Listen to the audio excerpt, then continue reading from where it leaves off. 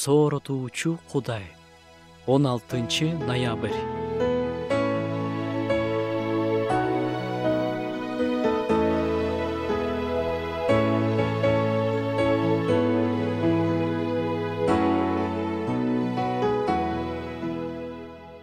Бизге бирөөдөн кат келсе, кимден келгенин билсек, биз аны ал киши сүйлөп жаткандай кабыл алабыз. Библия китеби Кудайдын сөзү. Аны окуп жатканда дагы Кудай бизге сүйлөп жаткандай кабыл алган туура. Кудайдын сөзүн ушундай жүрөк менен окушубуз керек.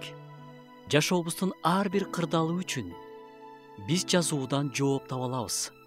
Негизи эле баардык суроолорго ал жактан жооп таба алабыз.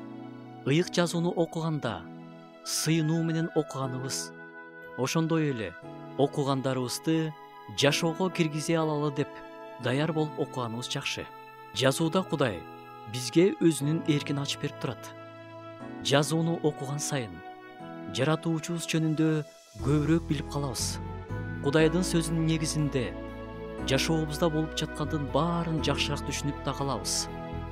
Сыйынуу аркылуу Кудайга кайрылып, жазуусу аркылуу сүйлөп жаткан анын үнүн угуп турсак, бизде эмнеге деген суроолор да азыраак болот. Бизге калтырган ыйык китеби үчүн Кудайга рахмат.